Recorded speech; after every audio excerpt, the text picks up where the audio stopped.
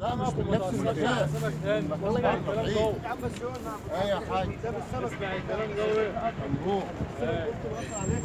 ده مش من الميه يا عم بسيوني. ايوه امال مش لازم الميه. مصالح لا في الزيات. بس خد بالك لما تيجي الميه دي انا سيبك من السياده وسيبك من كل شيء. الاطفال والميه اللي احنا بنشربها انا دلوقتي كده هعيش ازاي من غير الميه دي؟ المصالح يا عم بسيوني دي المصالح يا عم هي المشكله اساسا. الصناديق كل سنه بيحصل الميه دي. انما اسمع يا سيادة جنة 20 سنه الميه دي بسيوني خليك مع الاستاذ صالح بس رد عليها بس على كده يقسموا العالم ده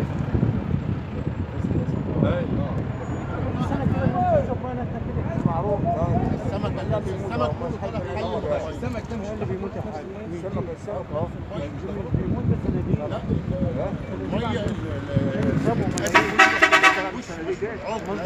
الميه دي لو فاسده كنت صبحت لقيت البلاد اللي على نهر النيل دي ماتت.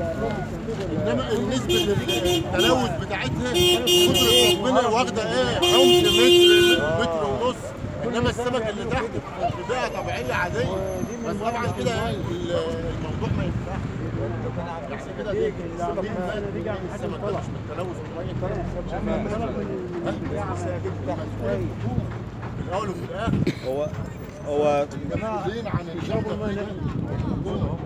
لان طبعا لما جت اي حاجه من المفروض الحكومه تدور ده سببه ايه ومن ايه اصلا. ماشي المفروض من الجناحات دي هم المسؤولين مش الناس العاديه. حافظوا على حاجه صبحت جيت لقيت سمك ميت والدنيا بايظه. انا دلوقتي كده الميه دي انا عارف هي فيها ايه. وانت موضوع من الصفات